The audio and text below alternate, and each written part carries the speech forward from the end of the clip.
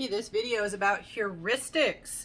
What the heck are heuristics? These are mental shortcuts. Mental shortcuts that make it easier to solve problems, solve difficult problems in particular. Make it easier for you to figure out what you're supposed to do or what's going on in a situation. They basically simplify your thinking. All right, so there are lots of different types of heuristics out there. And heuristics are imperfect. They serve a purpose, but just like many of the things we talk about when we talk about social cognition, they can lead to errors, they can lead to mistakes. And so these are mental shortcuts, just like when you take a shortcut to to get home quickly or something like that. You know how sometimes shortcuts fail, sometimes shortcuts actually get you lost or not to the right place or make your time more difficult than it should be. Mental shortcuts can do that too. So heuristics can definitely backfire. So let's talk about different types of heuristics. And so when we talk about different types of heuristics, one of the things that we have to be aware of is the idea of there being an algorithm. Now, I know a lot of you are probably using social media like YouTube or TikTok, Instagram, any of those things. And you know how your feed on things is curated in some way. And you probably heard the term algorithm. I know like on TikTok, a lot of times people will talk about what's up with the algorithm? Why am I seeing these weird videos on my For You page? And, so the idea is that algorithm is trying to figure out what you want to see. Well, our brain kind of uses algorithms too. So an algorithm is a systematic way of searching for an answer that leads to a solution. And it involves slow, deliberate logic. So an algorithm involves a process, a formula, calculation, computation, whereas intuition, remember, that's just quick. That's just, okay, let's go with what's quick, what seems right, what's most familiar to me. All right, so an algorithm is systematic. An algorithm takes a lot of thought, right? Or a lot of programming for social media apps, for computer-based stuff. And I always joke with the algorithms for social media. I'll be like, why is it showing me all this weird stuff? And then, of course, my child always has to point out, Mom, they base it on your activity. What weird stuff have you been looking at? All right. And everybody always has that story about that person who outs themselves with the algorithm, like that. They had one guy who was saying, you should not let your children look at TikTok. It's got nothing but half-naked women on it. And they're like, dude, I don't know the guy's first name, but Frank, it's an algorithm, right? What have you been looking at? So that's the thing is the algorithm is based on data. It's supposed to be, all right? Your brain's algorithm or an app's algorithm is supposed to be on data. It's supposed to be based on previous observations, all right? So it is more careful than intuition. Now, everyday algorithmic approaches are impractical because they would take too much time. We are not computer processors. We like to do things quickly, efficiently, so we rely on our intuition. So we are cognitive misers. Remember that term from a previous video. We like to be stingy with our thought processes. We don't like to think too much if we don't have to, because we want to save up our reserves for really important decisions, important processing and things like that. And so we can make a few errors in the name of efficiency. We're willing to make a few errors and be imperfect to try to save up our resources. Now, so we use these heuristics. Heuristics are shortcuts. They are not algorithms, all right? An algorithm is slow and careful and deliberate. And a heuristic is a shortcut. A heuristic gets you to a decision quickly, essentially. And so different types of heuristics. First of all, we have the anchor and adjust heuristic, or anchoring and adjustment. I see it both ways. Anchoring and adjustment. This has to do with numbers, and it occurs when we make decisions by starting with some arbitrary number, right? Meaningless, you need a start point. Pick an arbitrary start point of some sort, and that will influence your final solution. You anchor to the initial number.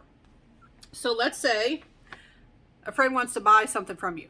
Maybe you're like, hey, I just got a new laptop. I got to figure out what to do with my old laptop. And a friend might say, ooh, I need a laptop. Can I buy your laptop?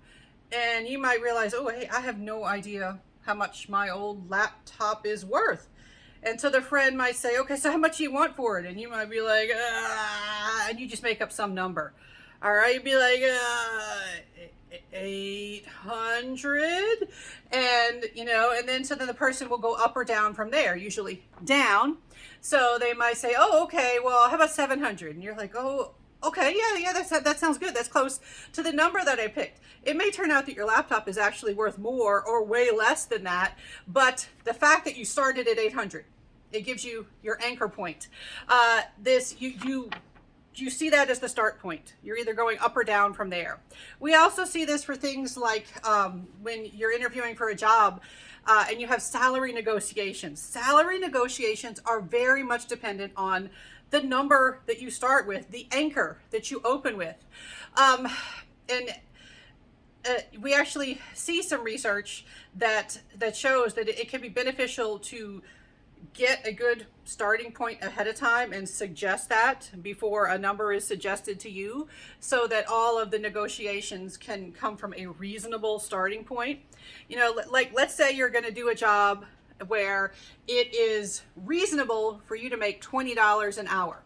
And so you're negotiating and they start and they say, okay, so this is a minimum wage job. You're going to make $7.25 an hour. If you jump to 20 from there, you're going to look like, whoa, that person's really jumping ahead here. Whereas if you started in the interview saying, okay, so I'm really looking for at least a $15 an hour job. If you start off there and you put that as the anchor, they may be more willing to go up to the amount. Also, if you were like, yeah, I'm really, based on previous experience, that my skills, my expertise, yeah, I'm anticipating this to be a $25 an hour job. And then they'll be like, oh, we can't afford $25. Oh, well, how about 20? And they're like, okay, we can do 20. All right, see, the starting number makes a difference here. All right, and this is not based on algorithm thinking. This is not based on logic. This is just, you need a starting point, and the starting point sways your decision making. It sways whether you think, how you think of any new number that comes up. All right, and so remember the term being a satisficer or satisficing we've had in a previous video. This also comes into play. You're just like, okay, well, that's good enough. That's good enough. I'll take it. And sometimes what's good enough depends on what was the anchor, what was the starting point. And so that is one type of heuristic that we use. We're just like, okay, that number's fine. All right. And we also have something called the availability heuristic.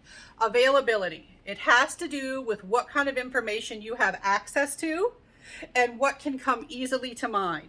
It is the tendency to overestimate the frequency or importance of something based on how easily it comes to mind. So let's say you were just visiting a beach and there was news of a shark attack nearby. That is easily accessible to you. That is in your head. That is in your mind. If somebody was to say, hey, how common are shark attacks? Well, you just heard about one. And so you say, they must be really common, even though they're not. By the way, they're not. They're not very common. But you just heard about one. It's going to seem like it's very common. Also, we often think that things are relevant or important if we can easily think of them, if they are known to us, and this is going to be shaped on what you're reading, what you're listening to, what you're paying attention to in the world. If you have never heard of something before, you tend to think of it as it's really unimportant or really infrequent. And again, this is shaped by your own experiences. One example that I can give is when I talk about issues with trying to make sure that my children, both of my children, have some type of disability where they need accommodations in school. And when I talk to parents of children who have no disabilities that they need to get accommodations for, they're often kind of surprised that this is an issue at all. Like, I'll talk about the issues with making sure that my child gets the extra time that they're supposed to have, that we have legal documents saying that they're supposed to get that, or that my child is supposed to get speech therapy, or that they are supposed to see the counselor once a week, and that they're supposed to get forgiveness for emotional outbursts because they don't understand emotions well because of their disability.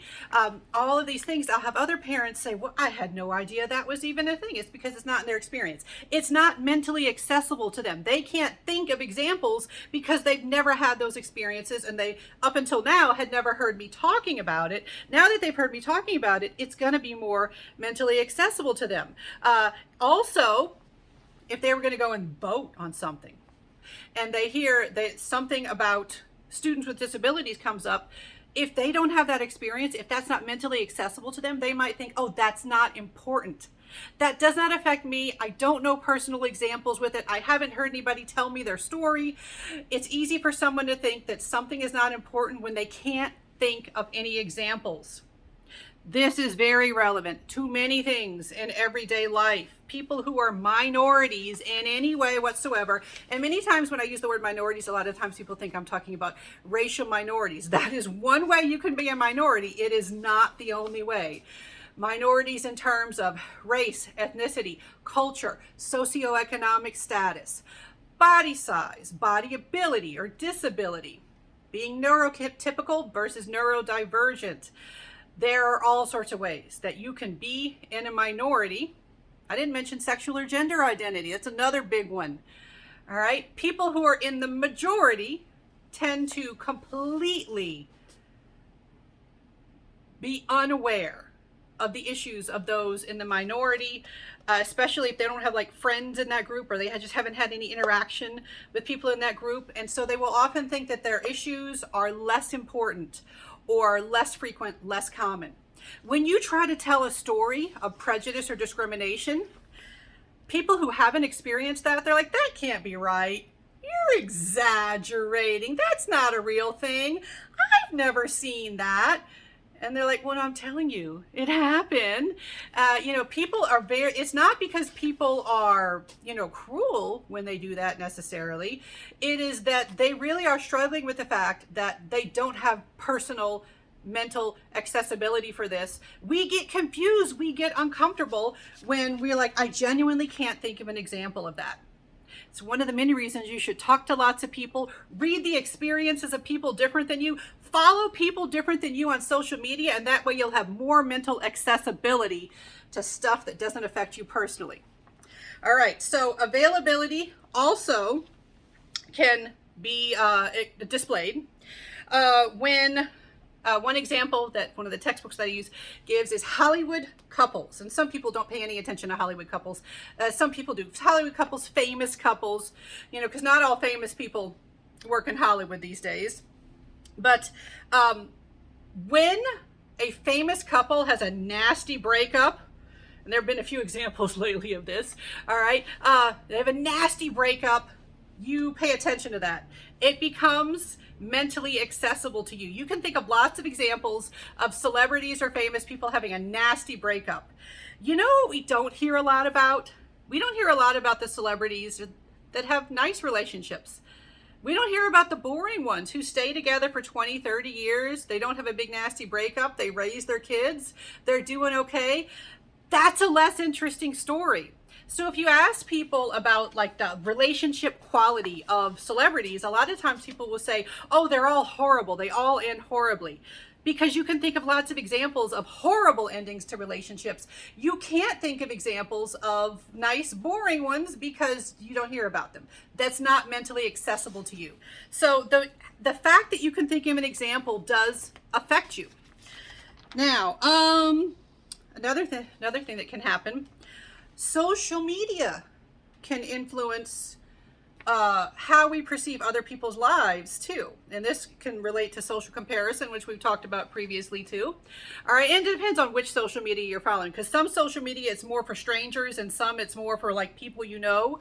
But you know, the social media that's people you know, you can often see like how good their lives are, and you think, man, why don't I have as good as this person I went to high school with? Or something like that. You know, why do they have it so good? You often don't realize that they're not posting the bad stuff. So you only have availability, you only have availability to the good stuff. You have no idea of the bad stuff. So your availability is skewed for them. It's dishonest or inaccurate in some way. All right, now another type of heuristic, the representativeness heuristic. Representativeness. We often have a perfect example for a particular category or group, a representative. This does overlap with stereotyping. If you thought that, yes, you are correct. So this is a way of answering a question by classifying observations to how closely they resemble the typical case. So someone might walk in, and let's say someone walks in wearing a cowboy hat, and you're going to go talk to them. You might say howdy. All right. Now, would you say howdy to people normally? Probably not. But you're like, hey, this person has a cowboy hat. I'm thinking that the representative person wearing a cowboy hat would probably appreciate me saying howdy, whereas other people, you probably would not do that. Other examples of the representativeness heuristic. Sometimes when I show up for work, especially if I'm not teaching on a particular day, I wear my comfy clothes. A lot of people would not consider my normal comfy clothes as professional attire, you know, so I walk in and people will assume I'm not a professor. They'll assume I'm a student worker, and they'll be like, oh, you're waiting for that professor too. I'm like, actually, I am the professor. Even though, you know, I look the right age to be a professor, but sometimes in my clothes, I might not look like the right attire, the right dress, and they're like, oh, okay. And then they walk into my office and they see it's full of action figures and comic book art and stuff like that, and they're like, this is not what I was expecting. This is not representative of what I've seen in professors' offices. Most professor offices are kind of boring compared to this one, and so they walk in and they're like, oh, I was not expecting this. All right, so this overlaps with your stereotypes, you know, but this is when you expect certain behavior, certain looks. You just expect something based on your idea of what is representative of a particular group, a particular category, something like that. And so all of these things that we've talked about, availability, representativeness, anchoring and adjustment, you can see how they save time and thinking. All right, they definitely save you time, but they can lead to mistakes. They can lead to errors. And the next video that I'm going to do in this particular series, we will talk about some other issues with human thinking and mistakes that we can make.